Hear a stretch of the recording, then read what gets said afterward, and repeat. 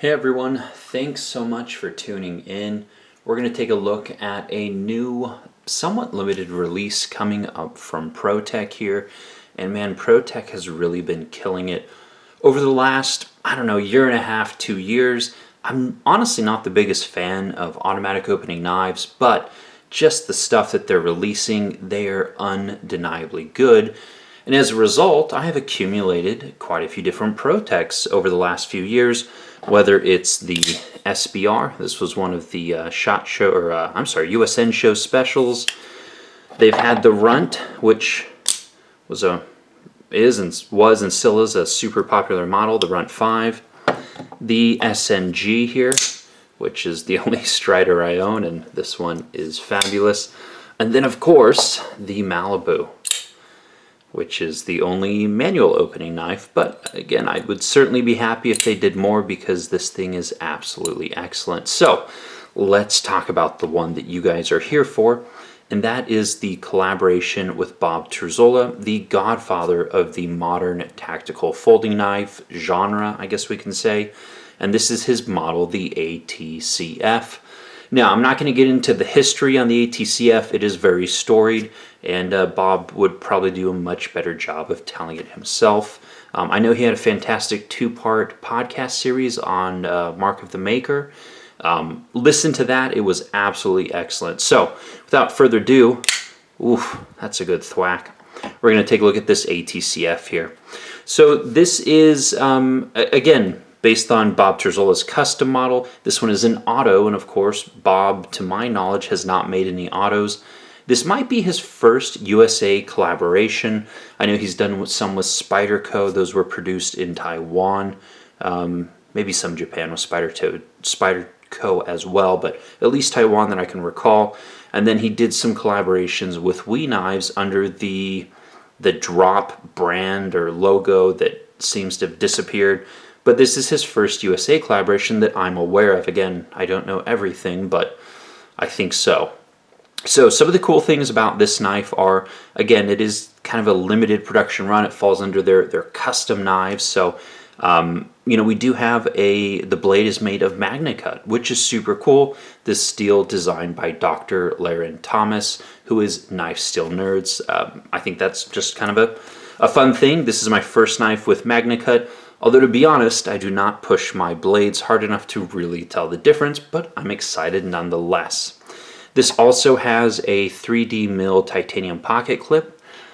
I don't recall seeing that on a Protech before. It might be a first. Even the Malibu had just a kind of a nice deep carry spring clip here.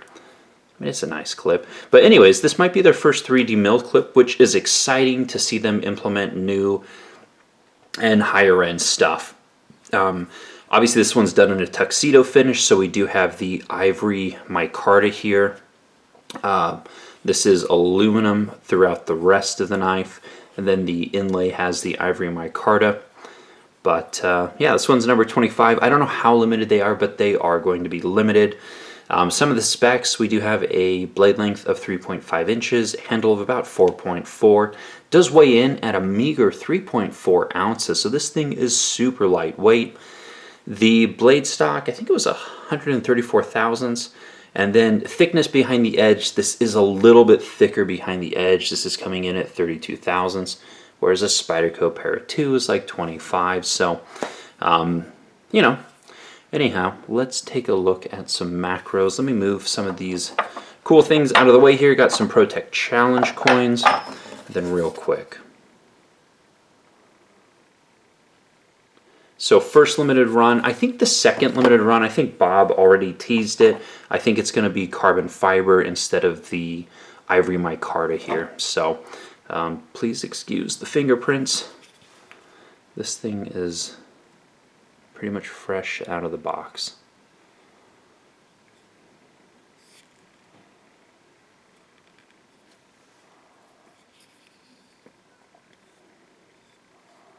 Lanyard hole. Ugh. And then this is attached from the inside, of course. Bob's iconic logo, and MagnaCut steel. Let's look at the action real quick. It is aggressive. It has a really strong spring, even stronger than on the SNG. This one has a little bit more satisfying thwack to it in terms of noise, but yeah, the action is definitely stronger on this ATCF. Blade size is completely different, but I think it's even stronger than on this SBR here. So anyways, yeah, just kind of a cool model. Pricing, I don't think we've covered that yet. So the retail price is going to be $600, but you know, by the time it hits dealers, it'll probably be about $480 at dealers. So not inexpensive, but again, it is part of their kind of custom limited run. This is the first run. Should be coming out the 1st or by mid-February. Protech is super busy getting ready for SHOT Show this week, so yeah, it'll be a little while before dealers get these. Let's just throw in these as all the size comparisons since they are here. But just kind of the first model coming out in 2022 that I have been excited about, and I pretty much was an insta buy for me. So I'm sure a lot of you guys are probably going to feel that way too.